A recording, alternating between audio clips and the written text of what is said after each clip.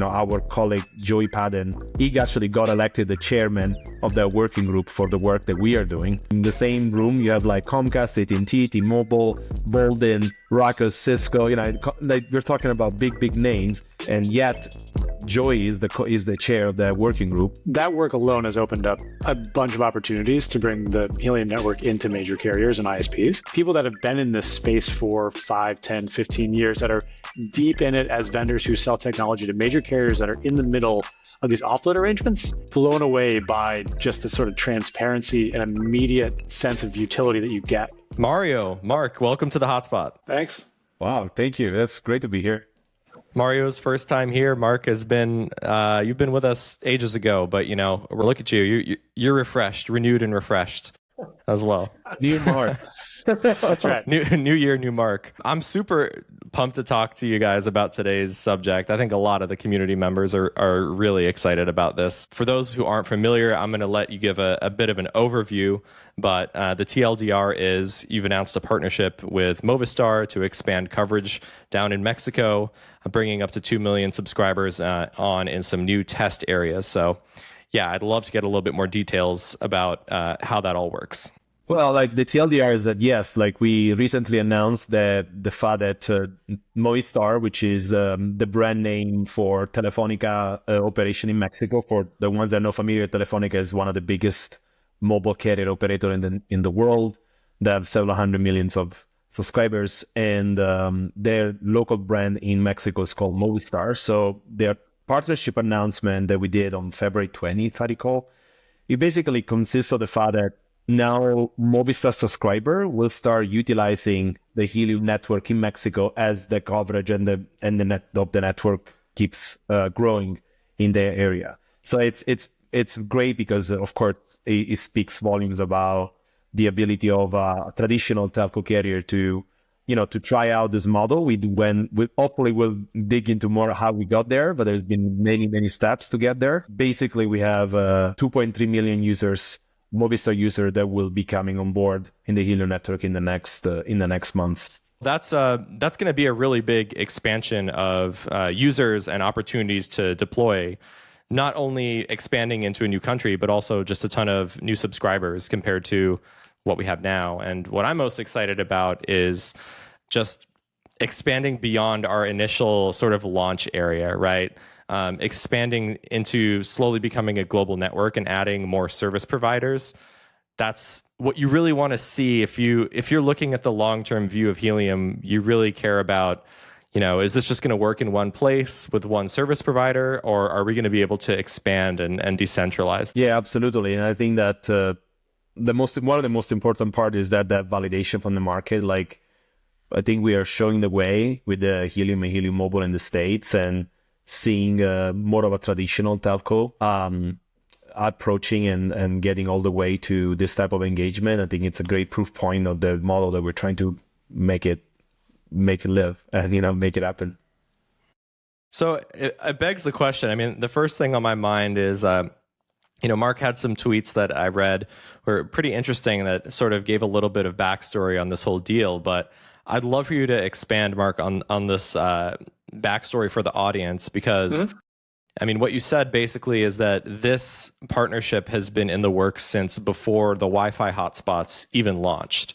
So that's a long time. It's unsurprising that it would have taken that long, given that telcos can move a lot slower than, let's say, a tech startup, a small tech startup that's doing something groundbreaking.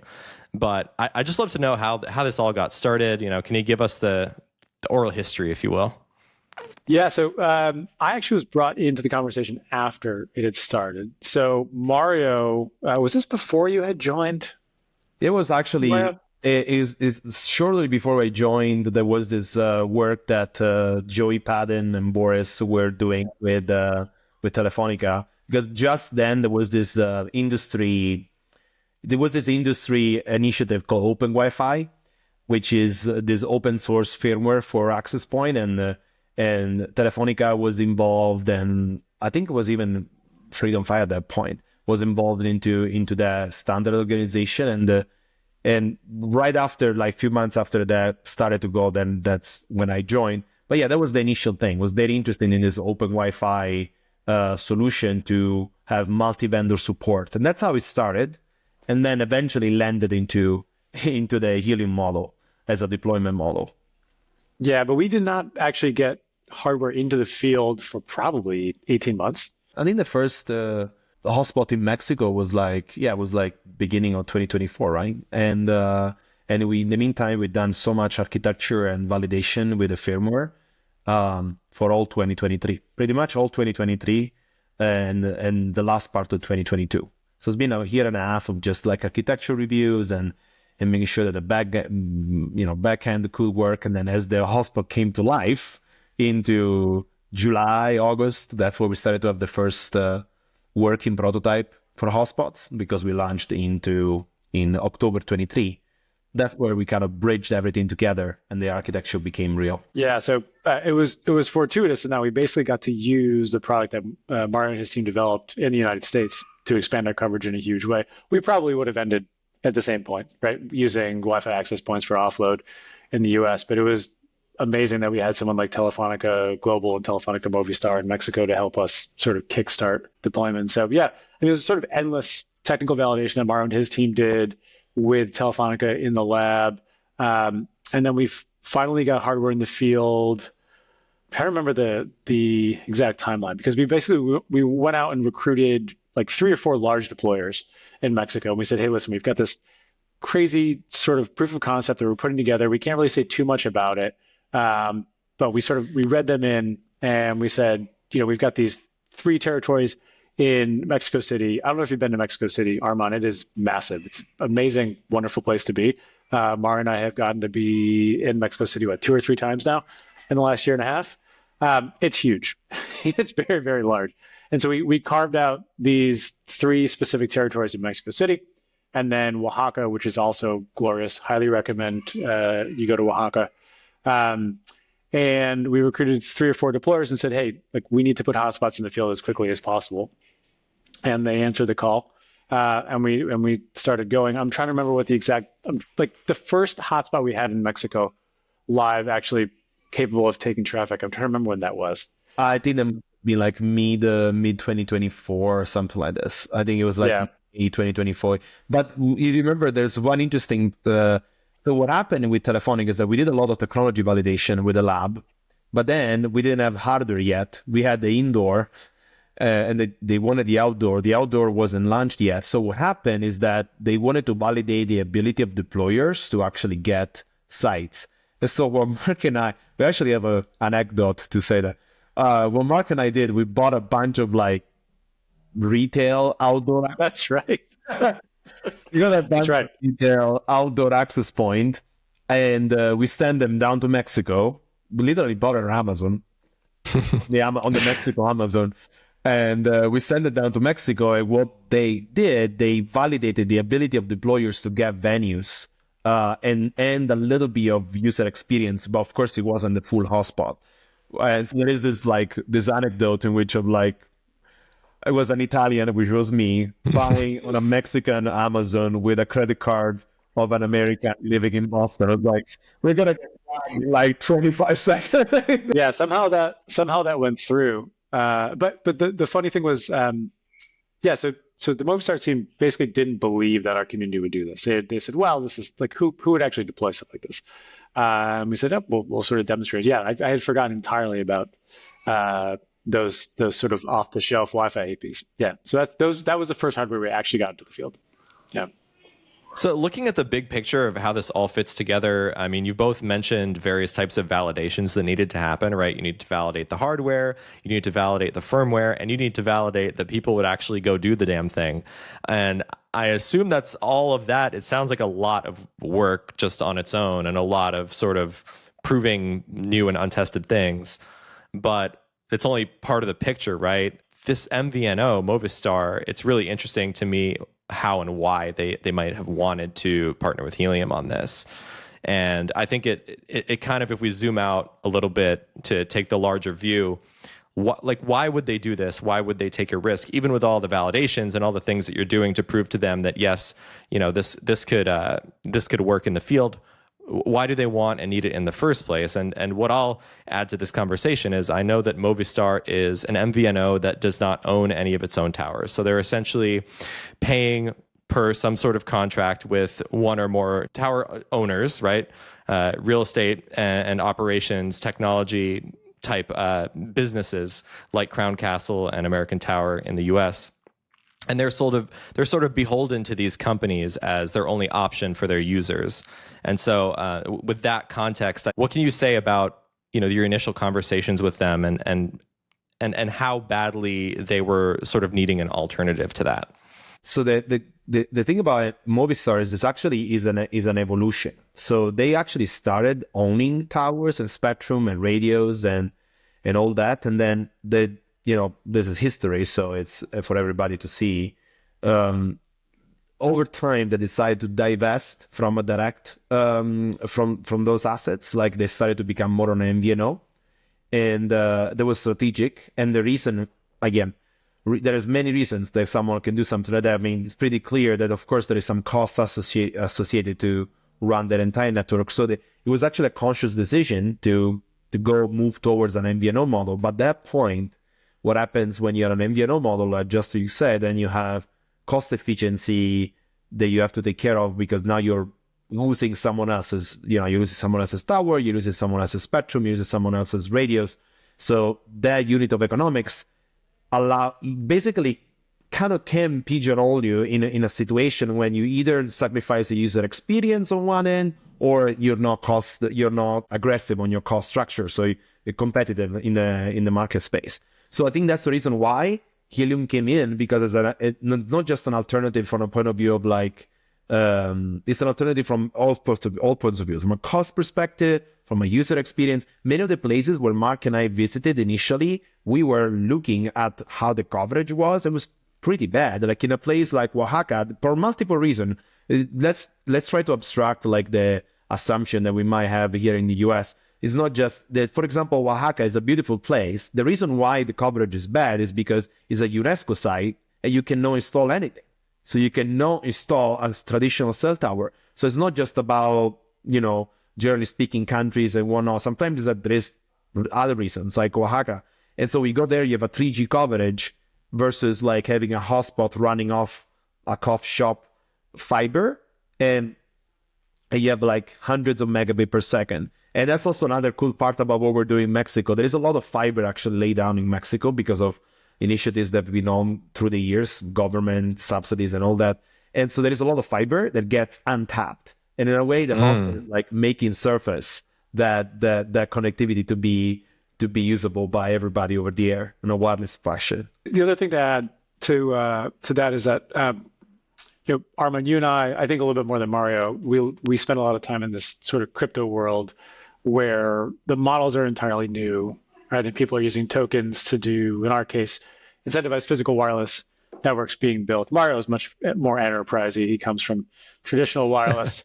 We're trying to slowly read him into this side of the world. But for someone like Movistar, they don't. That's my profile picture on Twitter. Come on, I've done good. He's doing better than me.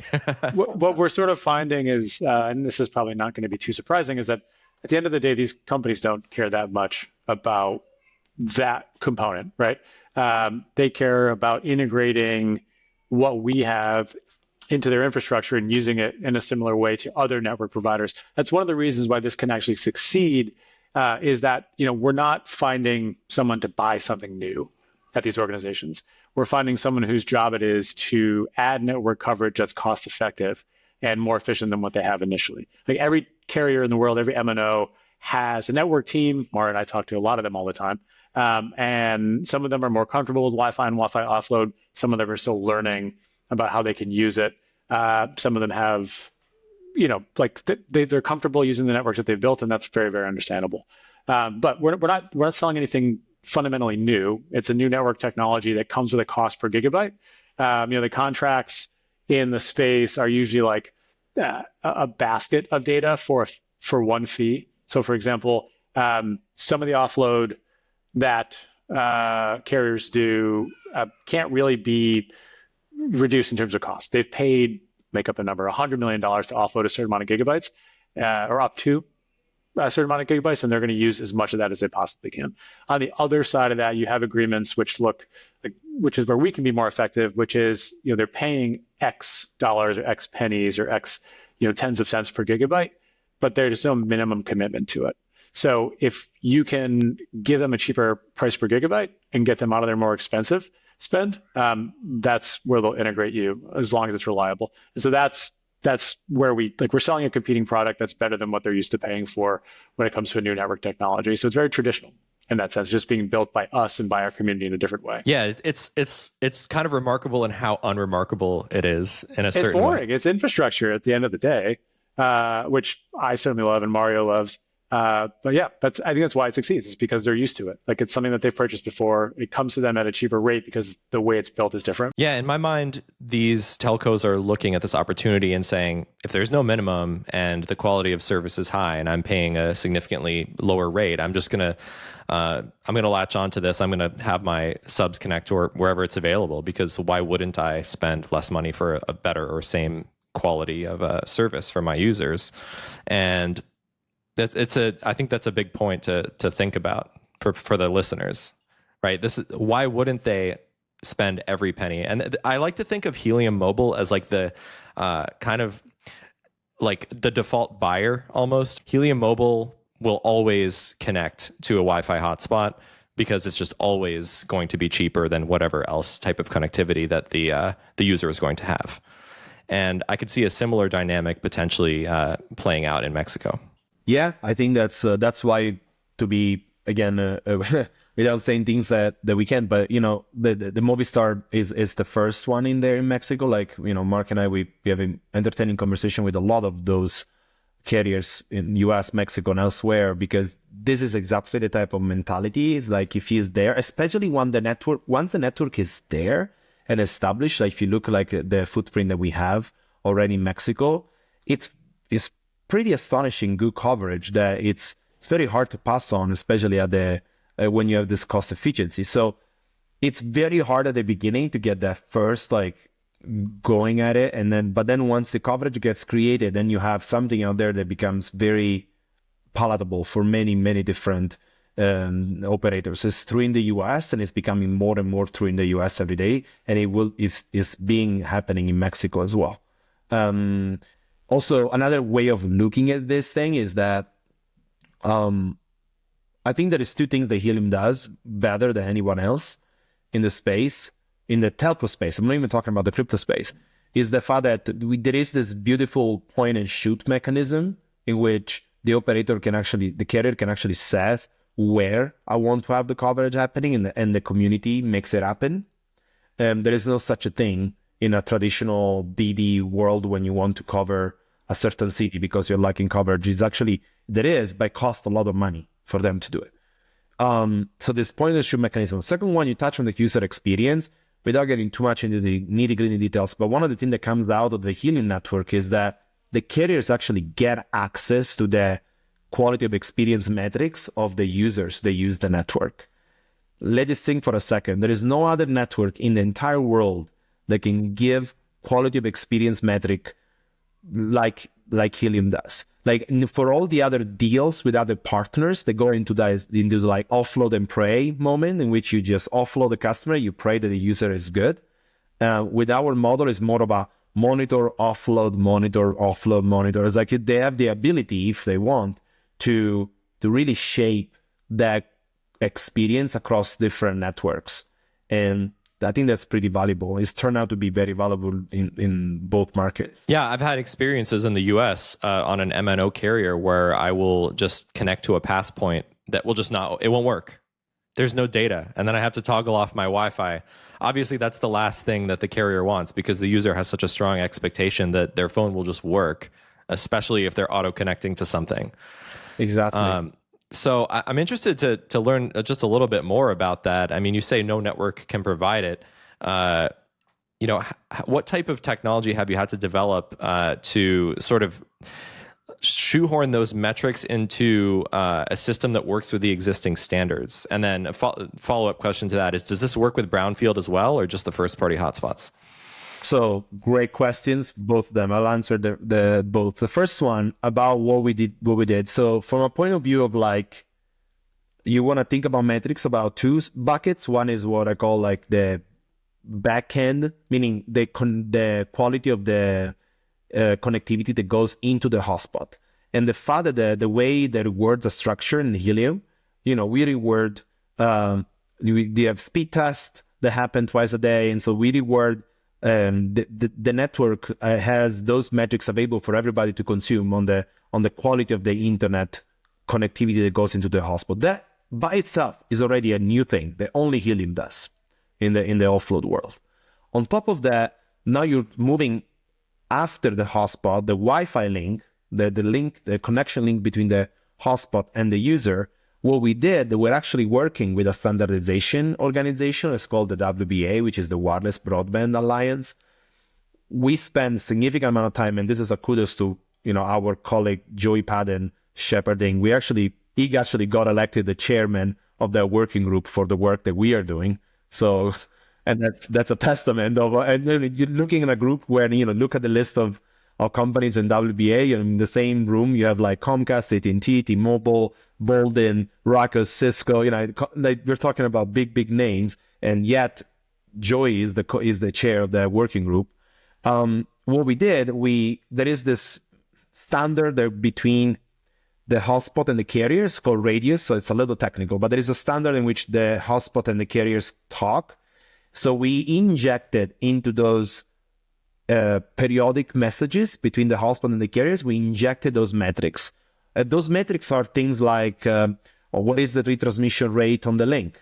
What is the speed on the link? What is the signal strength that the user is experiencing on the link? So what is the congestion rate over the air? So this gives to the carrier on a periodic, basically semi-real-time basis, not a bird eye view of how the network is doing and what the users that are connected to the network are doing. And that's how we're making it happen. So that's for greenfield. For brownfield, which again, for a reminder for everybody, is the idea of converting existing Wi-Fi deployments into Helium deployments. That's why we are in those standard organization, because those device manufacturers that they are part of our brownfield strategy, they are adopting these metrics in their own device as well. So now, sure enough, in a short amount of time, we will have the Ubiquiti of the world, the Cisco, the Aruba, all those companies adopt those metrics and add them. And we are primarily focused on the forefront to take advantage, because we've been doing that from the beginning. And it's worth noting that work alone has opened up like a bunch of opportunities to bring the Helium network into major carriers and ISPs. We, I think, take for granted a lot of the tech that we build, but I've been on numerous calls where we just show some of the metrics work, or even stuff from World showing this near real-time view of data being offloaded to access points. And people that have been in this space for 5, 10, 15 years, that are deep in it as vendors who sell technology to major carriers that are in the middle of these offload arrangements, being blown away by just the sort of transparency and immediate sense of utility that you get from looking at this stuff. There's a company that basically facilitates offload for a bunch of carriers that sort of sits in the middle, that we've come to work with a bunch through our deployments, and showing some of the stuff that Mario and Joey and the team have built is just wild, because they don't see this. And so this has opened up a ton of opportunities to get the Helium network into these big companies. That's huge. I mean, yeah, what they really care about is cost savings and quality of service. And these networks are almost like organisms, right? They're these giant living, breathing entities, and all the decisions are being made in real time. Most people probably don't even know that when they're just moving out in the world, the decision to connect or not connect to a cell tower or a Wi-Fi hotspot, that's all happening in real time. And your carrier can adjust things on the back end. They're also not used to the amount of coverage that we can bring as quickly as we can. The typical way to go about finding coverage indoors, for example, is for a network team to pick up a phone and call a company that they might know, like an MSP, they're typically called, and say, hey, do you know anybody that owns Wi-Fi access points here?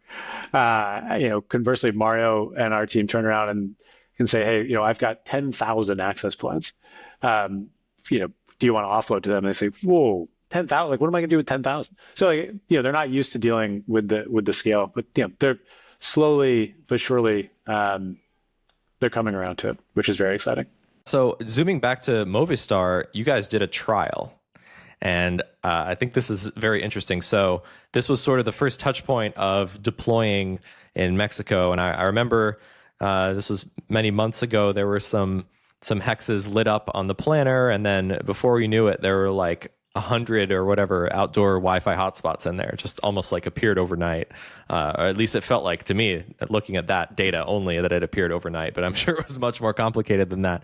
So what did that trial, how did it go, first of all, and what did that accomplish? So the trial was to prove probably two major things. One was that we could get the hardware deployed where it was supposed to go. Right, so Movistar gave us, we'll use Oaxaca as the example here. So they gave us this town called Oaxaca, which is about an hour and a half south of Mexico City by plane, to put as much coverage, well, not as much coverage. I think we cited on 200 access points in Oaxaca. And they wanted to see if they could get deployed and were reliable. And then also, and more importantly, we were testing onboarding subscribers to use the coverage in Oaxaca. And so, hotspot deployment, relatively straightforward, at least conceptually, right? Someone gets a location, they might own it, they might not own it. They need power, they need backhaul, they have to deploy it. These are all outdoor hotspots, these ones up here that you guys can see up from my shoulder. And so there was two groups that were active in Oaxaca immediately after we sort of recruited them and figured out how to actually get hotspots into the country. That's another story for a very long podcast.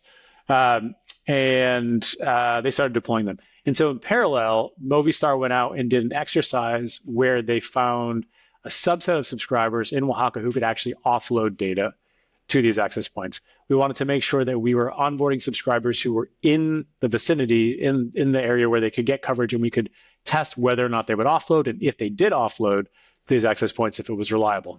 Back to the metric stuff that Mario was talking about. How long were they connected? What was the quality of connection? When did they disconnect? That's actually very important, right? Because you don't want them sticking to the access point when they can't actually get things through reliably. And so that whole process was, 3 months, Mario, end to end, once we started activating. And the hardest part of that process, quite frankly, was getting subscribers activated. So in the deal now, that we're activating, 2 million plus subscribers. This is at the OEM level. Maybe we'll sort of get into this afterwards. But in the OEM level, meaning it'll just work on their phones, because Movistar has something called the carrier bundle, for example, with Apple, where your phone gets a credential because Apple trusts your provider and then just pushes it out and it just sort of works. But initially we had to do manual activation. So this was like, we had lists of people that Movistar had generated to get SMS messages, WhatsApp messages, emails saying, hey, we got this new cool chunk of coverage inside of Oaxaca. Do you want to try this? And then the hit rate on that was pretty low, right? How often are you going to download something that your carrier sends you to test? So that was the crux of the proof of concept. But once we actually got subscribers to download essentially the certificate to their handset, it was extremely successful. Do you want to add anything there, Mario? No, I think you're right. I think that the major proof point of that field trial was like, A, is it a coverage useful? B, can we get some user on the network and get some statistics about how they're doing? And both were positive. The big difference on this new phase of the partnership is that activation will be automatic. So if you have those type of phone, we are working directly with the phone manufacturer to make that happen automatically, which is something that happens already. So we are just adding ourselves into the production. That's the other part I want to say about moving from a field trial to this is, like, Mark and I were observing how a carrier actually works from an operations standpoint. By the way, I might not come from the crypto space, but I've only done startups in my life, so I haven't worked for big corporations. I work with them as a collaborations, but never operation. But now we're seeing like, it's pretty cool to know there is like an SOP about what they call Helium ID in the network operating center, the NOC of Movistar, that actually going to track usage across these areas. They call it Helium ID, and they have like operating procedures on how to going to activate subscribers in those areas versus in other areas. So there is all sorts of different type, like this relationship with the OEMs. We entered a part of the organization that now is responsible for that, and you only enter because of getting into the next step of the partnership. So you get to touch more and more the operation side. You go from a lab, which was 3.5 years this started, in a lab in Madrid with 2 like innovation. There is always an innovation. There is always an innovation office in every carrier. Like it's usually just like very crazy guys that kind of do it. Sometimes they come out like very, very short hit rate. But sometimes very good. This is one example. So we started in a lab, and then we got into the field, and now we're talking to like network operation center SOPs. It's kind of crazy to see that. Yeah, I mean, I'm getting secondhand excitement from that. It's like such a nerd. Yeah, I'm nerding out. Like that's so cool that they have something, just an entry in there called Helium ID. At the same time, I've been here for so long, and I believe so strongly in the decentralized deployment model. It's like, all right, about time, right? It's about time that this has happened, because I think, we're going to see a future eventually where you have carriers that are just entirely built off of Helium, just because it's just so flexible and will become so ubiquitous. Mm-hmm. And this work that you're doing now, I mean, it's really, we've had multiple iterations of running into the chicken and egg problem in Helium, right? The initial iteration of Helium with IoT hotspots solve the chicken and egg problem through basically crypto tokenomics. Like, let's just give people rewards to deploy these hotspots. Now the chicken and egg problem becomes, okay, we're offering a real production service here, and we need demand to match supply. And they're both right. They're both very important. If you have no demand, why would a supplier put up a hotspot? POC rewards are, not going to work as the sole mechanism for something of such a large scale. And vice versa, right? If there's no hotspots, why would anyone join? But it's really interesting that some of these carriers in the US and abroad have decided to take the leap, and that is providing that demand side, right? Hotspot deployers can go and put the hotspots in various locations designated by the carriers, and they can actually earn real revenue. And it's amazing to have up to 2 million potential customers. So regarding that 2 million number, I think what people are most interested in knowing is, how did you choose these sites? You said there are up to 300 sites that are being chosen in this next phase of the trial. I guess you could call it the production trial. Just labeled it that myself, but it feels like a production trial. It's not a trial anymore. It's production. It's production usage. Yeah. The 300 sites are actually chosen by them. They're chosen by Movistar. And the 2 million subscriber is a subset of the 23 that I have in the country as a customer base. And they're effectively two, I would say, 2 reasons to choose a site. One is what is the current coverage looks like, not just like if it's covered or not, because of course they do have roaming agreements, like what kind of technology stack, is it a 3G, is it a 4G, and a 5G? They're trying to enhance the coverage when they have only 3G coverage, for example, in some of those. So that's one. The other one is the cost, of course. I mean, like there is some cost sensitivities that we are pretty openly in our press release talking about cost efficiencies. And so there is definitely that as a component. So whatever is the agreement that they have in those regions, it seems to be a much better proposition to use Helium than what they got today. So those 300 sites are being rolled out progressively. What is the status of that? What are we expecting to see in terms of activations and when the deployers can actually deploy? Because I think people are interested in timelines. It doesn't have to be down to the week, but people want to know, like, when can we do things? Yeah. Mark, you want to take this one, and then we're explaining why I'm laughing? Yeah, sure. So we are working tirelessly to get our hands on all of the coverage sites. The reason why we don't have them yet is just because the Movistar team is very, very committed to finding precisely where these should go. What we proved, again, in the proof of concept in Oaxaca and then parts of Mexico City, was that when you build the offload in areas where you need the coverage, the offload will work very, very effectively. So they're basically looking at their entire user base and saying, where can this be the most effective? And so we have, I don't know, let's call it 25, 30% of sites up there right now. Very, I mean, we say soon a lot here in the Helium community, but very soon, that set of expansion zones on the map should expand. It is imminent, I would say.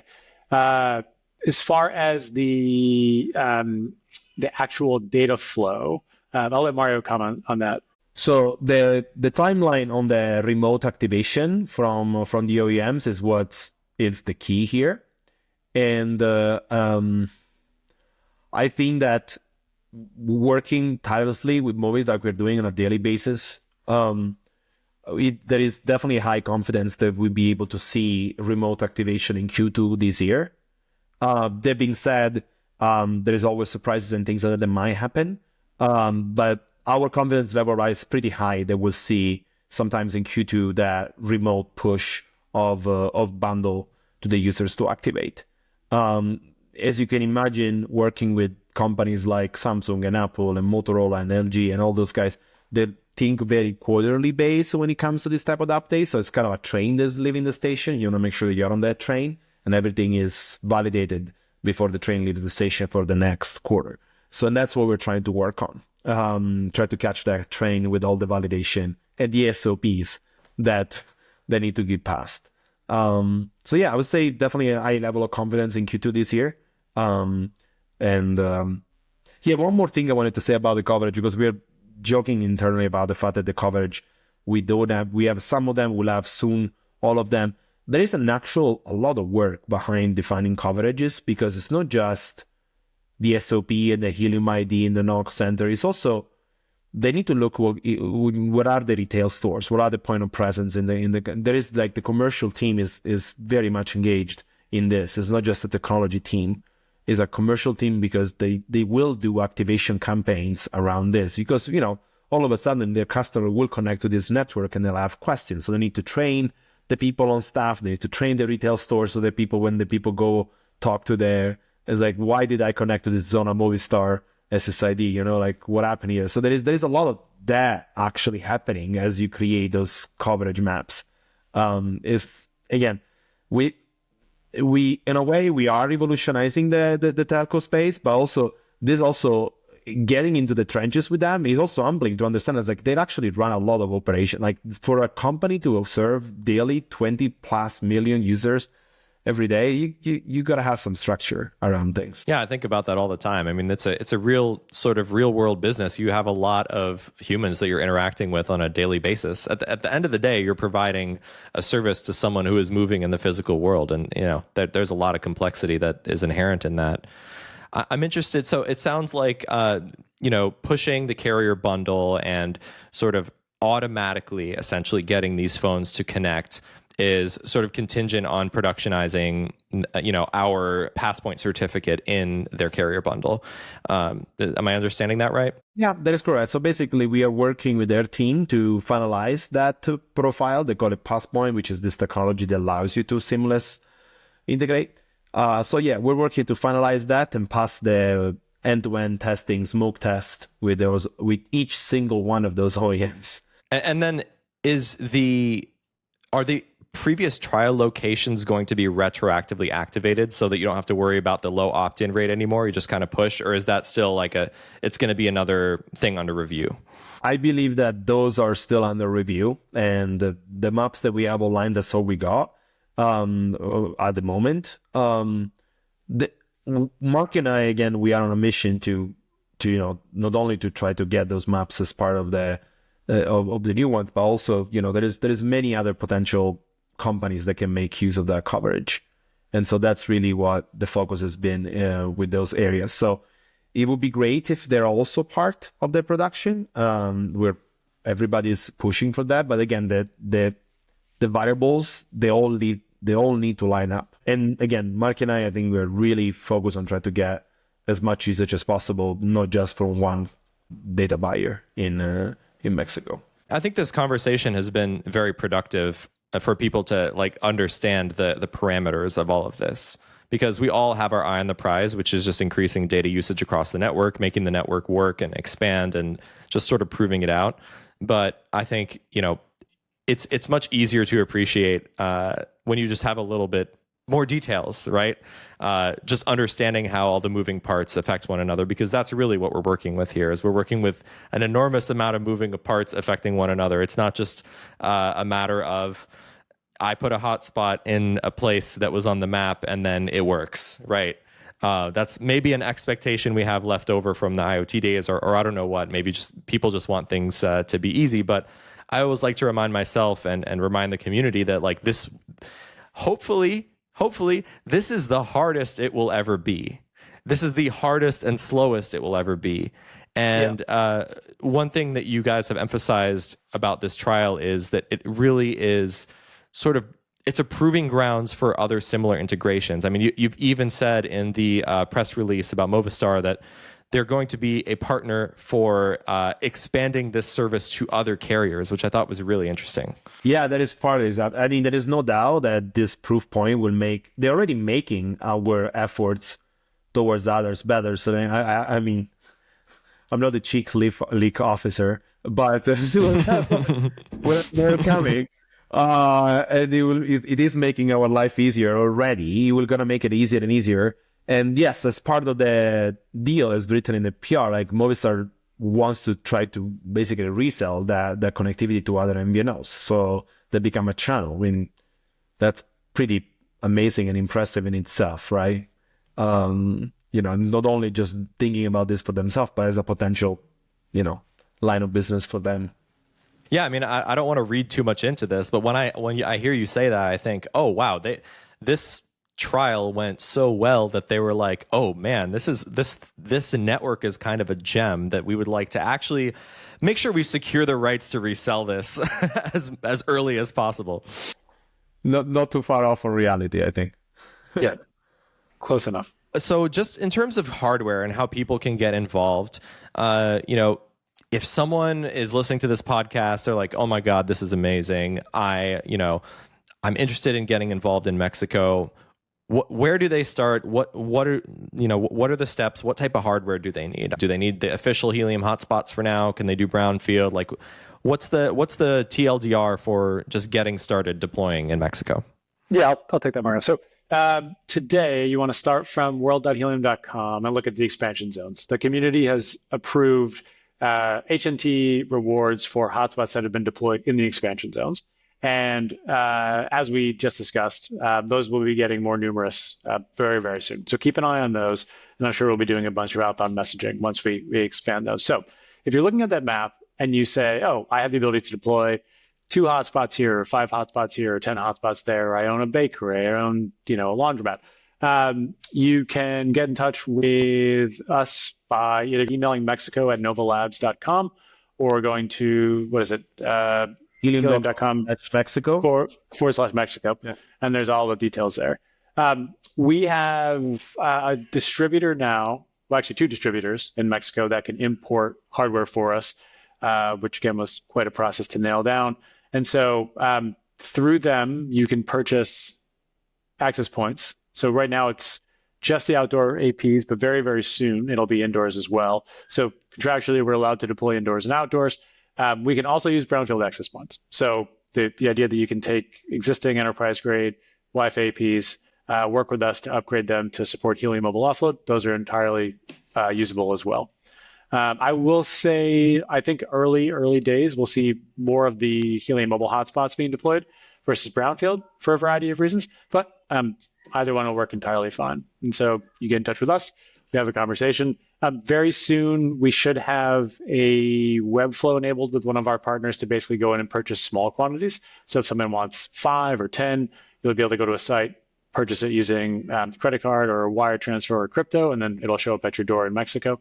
And then for larger orders, our sales team will help you place it. So in terms of what someone can expect if they go and deploy, as you mentioned, the community has greenlit basically earning proof of coverage rewards in those designated areas. So despite the fact that the SIMs may not be updated with the ability to roam onto Helium instantly or overnight, that does not mean the hotspots won't earn. And in terms of when that does get activated, should people expect that the folks who are activated are going to be those who are local to the area mostly, or will it just be sort of a general subset of the subscriber population? Yeah, the 2.3 million that they identify, those are the ones that they are in those areas. So the 300 plus areas that they are releasing, the 2 million subscribers that are being activated will be the one that are in those areas. So they're doing a geographic focus both on the coverage as well as on the usage. Then of course, I mean, like if that user travels, then we'll be able to connect everywhere. But in terms of activation, there has been like the focus has been in the area for the activating the users that are around those coverage areas. That's huge because deployers, I mean, if you put something up and you're expecting to earn something, you want all the locals to be able to connect, right? So that's great to hear. Yeah, no, that's exactly right. I think this is the first deployment for Helium, both in IoT and mobile days, where the demand is present before the supply. Getting back to the distinction that I made earlier between sort of a default buyer, it feels more of like a default buyer arrangement as opposed to the what we call carrier offload in the US, which is much more pick and choose which hotspots get activated. Correct. That is exactly right. So pretty much that if you put a hotspot in the region, the moment that carrier bundle will be pushed out, you pretty much know that any Movistar around that area will start offloading. Like there is no pick and choose in that case. Yeah. Great. Well, I'm sure people, hopefully if they've been listening and they have any inclination to deploy, like get on it, guys. This is the time. Anything else that you want to share about the news or about deployers? Yeah, I would love to. Like also on the another thing that we announced last week on the website, if you go to the helium.com/Mexico, there is actually a foundation program that for qualified deployments can actually rebate up to 50% of the hardware cost. And I think that's a way for people that want to get into this space to help out there too. So I'm very excited about that opportunity. I was leading you there. I was hoping that was what you would say. Yes. Yeah. Look, Foundation is very serious about supporting deployers, especially this year. Like we're going to make some big things happen. Yeah. And if you're in or around Mexico and you want to deploy even just one hotspot, but you don't know how to do it, or you have very specific questions, maybe you want to put some hotspots in Mexico, but you don't have boots on the ground there and you don't know how to do it. Talk to us, right? Come to talk to me and Mario, find us in Discord or find us on email. We are hungry to figure out how to get people deploying in Mexico as quickly as possible. So let's do it. Let's go. Yeah, I mean, and his closing message from me, like this is, in my opinion, this is the time to mine. And I like to remind people that Helium is so fundamentally different than other, crypto mining networks, right? You kind of have an idea of what you're working with or what kind of dynamics exist when you hear the term mining, but this is not like Bitcoin mining where you're competing with everyone else across Earth. What I love so much about this deployment model is that it is hyper local. So it's really about opportunity that exists siloed in hundreds, thousands, millions of different locations. And the competition is local as well. So it's not like you're going to be competing with people who are deploying hundreds of miles away from you. You're not. Every single deployment is value additive to the network here. Yeah. Yeah, and that's the good part about this mobile, I think, approach compared to the IoT approach as well. Is like, for better or for worse, this like Wi-Fi access point that create is like coverage area. It's somewhat not limited. That's a negative connotation, but like definitely geographically very well defined. And so there is definitely space. You can look at Oaxaca and Mexico City and other places in the US. There is space for a lot of hotspots out there. I don't know if we're not liberty to say, but we have very good estimate. Even for those 300 in areas in Mexico, you're looking at tens of thousands of hotspots to make that happen. So there's space for everybody to get in there. All right, y'all. You heard it. Get out there. Mario, Mark, thanks so much for joining us today. Talk to you soon. Our pleasure. Thanks, Simon. Thank you for tuning into The Hotspot. If you love our content, don't forget to subscribe on your favorite podcast platform. And if you want to maximize your impact, leave your honest review on Apple Podcasts. Your support helps us reach more listeners and educate them about the Helium Network.